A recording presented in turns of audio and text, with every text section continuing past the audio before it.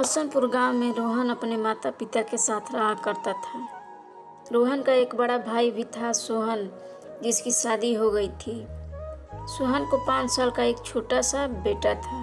रोहन अपने परिवार वालों के साथ बहुत ही हंसी खुशी के साथ रहता था। एक दिन शहर से रोहन के दोस्त राजू का फोन आता है। अरे यार रोहन, यहाँ कॉलेज खुल गया है, तू कब तक आएगा? हाँ राजू, 2-4 दिन में आ जाऊंगा, तब तक तुम कॉलेज जाओ। और हाँ, जो जो पढ़ाया जाएगा सब नोट बना लेना, मैं आऊँगा तो पढ़ लूँगा, ठीक है ना? ठीक है यार, आजकल में आ जाना। अभी तक सुरेश भी नहीं आया है, मैं अकेले कॉलेज जा रहा हूँ। हाँ हाँ, तू टेंशन मत ले, मैं कल ना तो परसों आ जाऊँगा। ठीक है, तब रखते हैं। हाँ हाँ ठीक है। रोहन एक गांव का लड़का था और रोहन का गांव बहुत ही प्यारा था। रोहन के गांव में शहर के कई लोग घूमने आया करते थे। ऐसे ही 2-3 दिन बीत जाते हैं। अरे भाभी जल्दी करो, लेट हो रहा है, 30 मिनट में गाड़ी आ ही रही होगी। बस बस हो गया, लीजिए हो गया, आराम से गाड़ी पे चढ़िएगा। हाँ हाँ ठीक है, आराम से चढ़ूंगा। फिर रोहन ट्रेन का सफ़र करके कानपुर शहर में पहुंचता है और अपने रूम पे जाता है जहां राजू रहता था। तब सोहन, सफ़र कैसा रहा? गांव का हाल चाल बताओ, कैसा है सब लोग? बस बढ़िया है, तू अब बता, कॉलेज में क्या चल रहा है? मेरा मतलब कि क्या पढ़ाई हो रही है? अब वो तो तू कल कॉलेज जाओगे तो पता ही चल जाएगा। अब आराम कर लो, सुबह कॉलेज भी तो जाना है। हाँ हाँ चलो, अब सो जाते हैं। फिर रोहन और राजू सो जाते हैं। सुबह रोहन और राजू कॉलेज जाते हैं तो उन्हें सुरेश और सुमिता मिलती है। तब रोहन, अपने गांव कब घुमाने ले चल रहे हो? अरे सुमिता, अभी तो गांव से कल ही आया, अब छुट्टी मिलने दो, इस बार पक्का ले चलूंगा गांव घुमाने। अरे सुमिता, ये हर बार यही बोलता है लेकिन अपने गांव नहीं ले जाता है, इससे तो बोलना ही बेकार है। अरे यार सुरेश, इस बार पक्का ले चलूंगा। फिर सभी क्लास में चले जाते हैं और पढ़ाई करने लगते हैं। ऐसे ही 2-4 महीने बीत जाता है और गर्मियों की छुट्टी मिलती है। रोहन सबको गांव घुमाने के लिए सोचता है। इतना दिन से सब बोल रहे हैं, इस बार ले चलता हूँ, घुमा दूंगा। इतना सोच ही रहा था कि तब तक राजू, सुमिता, सुरेश और मिंटी आते हैं। अरे रोहन, किस सोच में डूबा हुआ है? नहीं नहीं, कुछ नहीं, तुम सब कल तैयार रहना, हम सब चलेंगे गांव। चलो ठीक है। फिर अगले सुबह सब गांव के लिए निकलते हैं और गांव में जाते हैं। वाह, कितना अच्छा लग रहा है गांव में। मेरा तो बस चले तो मैं यहीं पे रह जाऊं। अरे तो सुमिता, बोल दो अपने पापा से कि तुम्हारी शादी मेरे से करा दे, तब से रहना यहाँ पे मेरे साथ। अच्छा, तो तुम ही बोल दो मेरे पापा से। अरे नहीं नहीं, मैं तो मजाक कर रहा था। चलो घर चलते हैं, कुछ खा पी कर गाँव घूमने निकलेंगे, क्यों? हाँ हाँ रोहन भाई, मुझे तो बहुत भूख लगी है। हाँ हाँ चलो, कुछ खा लेना। फिर सब रोहन के घर जाते हैं और रोहन के घर वालों से मिलते हैं और खाना वाना खाकर घर से निकलते हैं। तभी रोहन की दादी बोलती है, रोहन बेटा, गांव घूमने तो जा रहे हो पर उस खंडहर के आसपास मत जाना। उस खंडहर के पास एक चुड़ैल का साया रहता है। ओहो दादी, आप भी ना क्या ये चुड़ैल उड़ैल की बातें करती हो?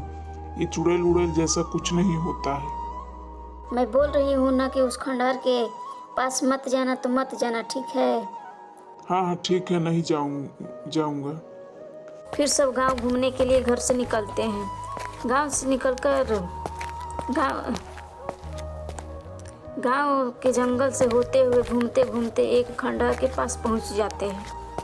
खंडहर के सामने मिट्टी में एक लाल कपड़ा दबा हुआ होता है। अरे यार, हम घूमते घूमते आखिर यहाँ तक आ ही गए। चलो, यहाँ ज्यादा देर तक रुकना ठीक नहीं होगा। पर ऐसा क्यों? ओहो मिंटी, आते वक्त दादी की बात नहीं सुनी क्या? वो बोल रही थी कि यहाँ चुड़ैल का साया रहता है। लग रहा कि वो चुड़ैल इसी मिट्टी में दफन है, तभी इसमें लाल कपड़ा बंधा हुआ है। रोहन की बात सुनकर मिंटी और सुमिता बहुत ही डर जाती है और वहाँ से चलने की बोलती है। तभी राजू बोलता है, अरे ऐसा कुछ नहीं होता है, तुम लोग शहर में भी रह के ये सब मानते हो। राजू किसी का एक नहीं सुनता और मिट्टी में जो लाल कपड़ा बंधा था उसे उखाड़ देता है। जैसे ही मिट्टी से कपड़ा बाहर निकलता है आसमान में बिजली कड़कती है और बारिश होने लगती है। तभी वहाँ उन सबके सामने एक चुड़ैल दिखाई देती है। मैं आजाद हो गई, अब ये बारिश सब बर्बाद कर देगी और पूरे गांव में पर मैं राज करूंगी। चुड़ैल आजाद हो गई, भागो यहाँ से। हमें जल्द ही तुम्हारे घर चलना चाहिए और तुम्हारे परिवार वालों को सब बता देना चाहिए।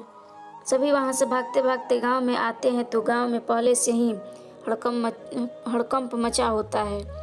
चुड़ैल की बारिश से सभी अपने अपने घरों में छिपे होते हैं। घर पहुंचकर सभी सारी बात रोहन की मम्मी पापा को बताते हैं। ये तुम सब ने क्या कर दिया? अब वो चुड़ैल अपने बारिश से सबको मार देगी। इधर चुड़ैल गांव में आ जाती है। आखिर मैं आजाद हो ही गई, अब सब मेरे बारिश के पानी पीकर मर जाओगे। अरे बाप रे, ये तो वही चुड़ैल है। आखिर इसे मिट्टी से किसने आजाद किया? अब तो गांव में कोई नहीं बचेगा। चुड़ैल पूरी रात गांव में घूमती रहती है। वो रात तो जैसे तैसे गुजर जाती है। अगली सुबह सब ये सोचते हैं कि बारिश रुक गई होगी, लेकिन नहीं, सब वैसा ही था। चुड़ैल की बारिश रुकने का नाम ही नहीं ले रही थी। लोग बहुत ही परेशान हो जाते हैं और एक दूसरे से बातें कर रहे होते हैं। तभी वहाँ सुखराम चिल्लाता हुआ आता है। अरे चलो चलो, देखो फसल का क्या हुआ है। अरे सुखराम, फसल को क्या हुआ? ओहो, सारी फसल उस चुड़ैल ने बर्बाद कर दी है।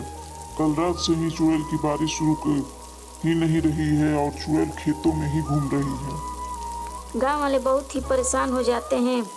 4-5 दिन ऐसे ही निकल जाता है, लेकिन चुड़ैल की बारिश रुक ही नहीं रही थी, जिसके कारण आधा गांव साफ हो गया था। ऐसे ही पूरा गांव साफ हो जाएगा, जिसके बाद यहाँ बस मेरा राज होगा। इस गांव में मेरी बारिश कभी नहीं रुकेगी, तब से मैं आराम से इस गांव में रहूंगी। रोहन और रोहन के सारे दोस्त चुड़ैल की खिड़की से उस चुड़ैल को देख रहे थे कि चुड़ैल खुलेआम गांव में घूम रही है। दोस्त, मुझसे बहुत बड़ी गलती हो गई। मैंने तुम सबकी बात नहीं मानी। मेरी एक गलती के कारण पूरा गांव तबाह हो गया है। देखो, हम सबको कुछ करना पड़ेगा। कोई तो होगा जो ये सब ठीक कर सकता है, जैसे कोई तांत्रिक या कोई पंडित। गांव से दूर जंगल में एक बाबा रहते हैं। कोई नहीं, हम सब चलेंगे बाबा के पास, और कोई रास्ता नहीं है गांव वालों को बचाने के लिए। सभी बाबा को खोजने के लिए निकलते हैं। काफ़ी मुश्किलों के बाद उन सबको वो बाबा मिल जाते हैं। उस जंगल में बारिश की एक बूंद भी नहीं गिर रही थी। वो सब बाबा को सारी बात बताते हैं, जिसे सुनकर तांत्रिक बाबा बहुत गुस्सा होते हैं। इतना बड़े होकर भी पता न कैसे इतनी बड़ी गलती कर देते हो। अब मैं इस हवन पर से एक हफ्ता नहीं उठूंगा। जो करना होगा तुम में से कोई एक करेगा। क्या करना है बाबा? क्योंकि गलती मेरी है, इसलिए मैं ही करूंगा। आप बताओ मुझे क्या करना है। इस बोतल में 7 नदियों के पवित्र गंगा जल है। उस लाल कपड़े पर डालना। जब वो पूरी तरह भीग जाए तो फिर उसे उसी मिट्टी के अंदर दबा देना। इससे वो चुड़ैल कैद नहीं होगी। इस बार सीधे मुक्ति मिल जाएगी उसको। फिर सभी वहाँ से चले जाते हैं। आते समय ही राजू उस खंडहर के पास जाता है और छिप जाता है। कुछ देर बाद चुड़ैल खंडहर से निकलकर गांव में जाती है। तभी राजू को मौका मिलता है और वो कपड़ा पर पवित्र गंगा जल डालकर उससे मिट्टी में दबा देता है। इधर चुड़ैल जलने लगती है और कुछ देर में ही जलकर राख हो जाती है। चुड़ैल के जलते ही बारिश थम जाती है और गांव वाले खुशी से झूम जाते हैं। जो लड़के रोहन के साथ गांव घूमने आए थे वो सभी शहर अपने अपने घर चले जाते हैं।